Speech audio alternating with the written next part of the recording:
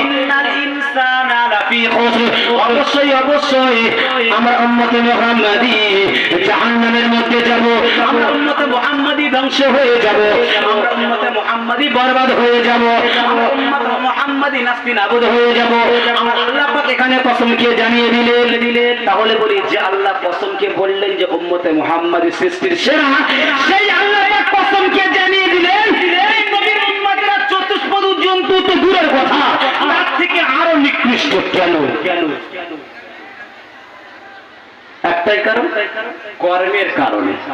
তুমি যা আছো থাকো, তুমি হাফেজ, আলেম, মাওলানা, মুফতি, MLA, officer, professor, MLA, barrister, যে আছে থাকো, তোমার কর্মটা কি সেটাই আল্লাহ পাক দেখবে।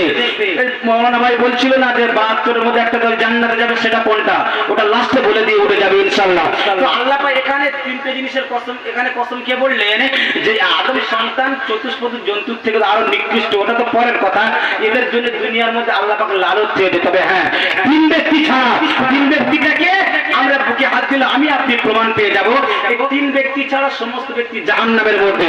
খোদার কসম, এটা আমরা আল্লাহ কোরআনের মধ্যে জানিয়ে দিলেন, দুনিয়ার মধ্যে তিনটে ব্যক্তি ছাড়া সমস্ত ব্যক্তি জাহান্নামে যাবে। ওই গোটুটা আনছি একটি জাহান্নাম, যে তিনটে ব্যক্তি ছাড়া সমস্ত ব্যক্তি জাহান্নামে যাবে। তিনটে ব্যক্তিকে কোরআনকে জিজ্ঞাসা করো, আল্লাহর কোরআন, তুমি বলো তিনটে ব্যক্তিকে। তার পরের আয়াত, এই সূরা আসরের মধ্যে পরের আয়াত বলছেন ইল্লাল্লাযীনা আমানু ওয়া আমিলুস সালিহাত, নাম্বার 1, নাম্বার 2 ওয়াতাওয়াসাউ বিল হক, নাম্বার 3 ওয়াতাওয়াসাউ বিস সাবর। এই তিনটে ব্যক্তি ছাড়া আল্লাহ কোরআনে জানিয়ে দিলেন এই তিন ব্যক্তি ছাড়া সমস্ত ব্যক্তি জাহান্নামে যাবে। আমরা আল্লাহ কোরআনে জানিয়ে দিলেন ইল্লাল্লাযীনা আমানু ওয়া আমিলুস সালিহাত। আমি একটু আগে বলেছিলাম যে নেক আমল কোরআন শরীফের মধ্যে পুরো 30 পারা কোরআনের মধ্যে 6666টা আয়াত আছে, আমরা সবাই জানি। তার মধ্যে ঈমান আমলের কথা বলা হয়েছে, কোন জায়গায় বলেনি ইল্লাল্লাযীনা আমানু ওয়া আমিলু, যে তুমি ঈমান আনো আমল করো, ঝামেলা শেষ হয়ে যেত। কোন জায়গায় বলেনি ওয়াল্লাযীনা আমানু ওয়া আমিলু, যে ঈমান আনো আমল করো। তাহলে কোনো কথা বলেন তো না, যেখানে আমিলু বলেছে ও আমিলুস সালিহাত বলেছে, মানে যে 72টা দল না জাহান্নামে যাবে একটা জান্নাতে, সেটা ওই ওয়া আমিলুস সালিহাতের মধ্যে পড়বে। যেটা বলছিলেন ভাইজান আমি বলবো, তো যে কথা বলছি না, আল্লাহ পাক কোরআনের মধ্যে বললেন তিন ব্যক্তি ছাড়া ইল্লাল্লাযীনা আমানু ওয়া আমিলুস সালিহাত। ওই তিন ব্যক্তির মধ্যে এক নম্বর হলো যে ব্যক্তি ঈমান এনেছে, সাথে সাথে নেক আমল করেছে, ও নামাজি। তোমার নামাজ পড়ে পড়ে কপালটা কালো হয়েছে, জানি না খোদার কসম নামাজটা কিয়ামতের দিন যদি না নামাজ কবুল হয়, যদি না আমল কবুল হয়, আল্লাহ রাসূল বলছে মহিলাদের যে মাসিক হয় না, যে কাপড়টা পরিধান করে, কি নিকৃষ্ট জিনিস থাকে, যে নিকৃষ্ট জিনিস থাকে, যে মেয়েদের যে মেন্স পিরিয়ড হয়, যে কাপড়টা ব্যবহার করে, বলছে নামাজি ফাওয়াইলুল লিল মুসাল্লিন, তোমার ওই নামাজকে ওই মহিলার মাসিকের কাগজ দিয়ে কাপড়ে তোমাকে মুখে মারা হবে। নাউযুবিল্লাহ। নামাজি নামাজ তো সারা জীবন পড়ছি, জানি না খোদা মাবুদ কি জানবে, তবে সেরে নেওয়ার চেষ্টা করবি ইনশাআল্লাহ। নাম্বার 1 হলো যে ব্যক্তি ঈমান আমল করবে। নাম্বার 2 ওয়াতাওয়াসাউ বিল হক। ও মুসলমান, তুমি নামাজ পড়ছো তো বটে, পরে তুমি কটা মানুষের হক কথা বলেছো, তুমি কটা মানুষের হক বাদীর সঙ্গে উঠা বসা করেছো, কটা হক কথা বলেছো। তুমি তো এখন হক কথা বলতে গেলে তোমার মুখে চড় মারবে, লাঠি মারবে, তাহলে তুমি সেই লাঠি মারার ভয়েতে হক কথা বলা বন্ধ করে দিয়েছো। হকবাদীর সঙ্গে ছাড়া, হক পথে কথা বলা ছাড়া ওই ব্যক্তি জাহান্নামে যাবে। নাম্বার 3 হলো ওয়াতাওয়াসাউ বিস সাবর, তার মধ্যে সবর আছে, ধৈর্য আছে, সবরে জামিল আছে। ওই ব্যক্তি ছাড়া আল্লাহ জানিয়ে দিলেন এই তিন ব্যক্তি ছাড়া সমস্ত ব্যক্তি জাহান্নামে যাবে, এটা আমার আল্লাহ জানালেন। এবার আমি আপনি চিন্তা করি, বুকে হাত দিয়ে বলি, আমরা কত হকবাদীর সঙ্গে ওঠা বসা করেছি, চলছি, আমরা আমাদের মধ্যে কার ঈমান এনেছি, নেক আমল আছে।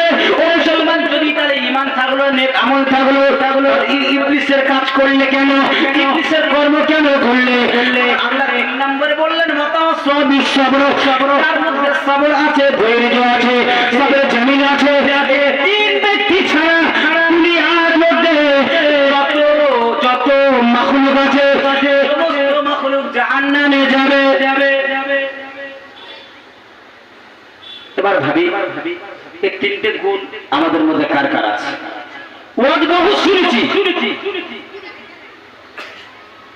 মস্ত আমরা শুনে শুনে কান ধোতা হয়ে গেছে। বলেন এই তিনটে গুণ কার মধ্যে আছে?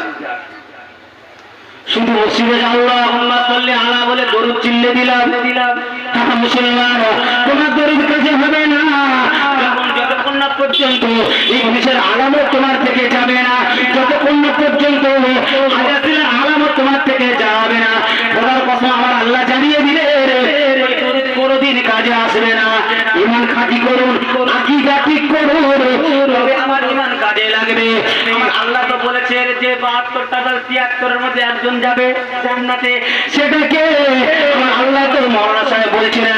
আমার আল্লাহ জানিয়ে দিলেন সেই ব্যক্তিটাকে ফুরফুরা, তাবলীগ, হিজবুল্লাহ, ওয়াহাবি, বেরেলি, সুন্নি, শিয়া যাবে তাকে। কে যাবে? আমরা তো এটাই নিয়ে বহুত মারপিট করি বর্তমান সময়ে।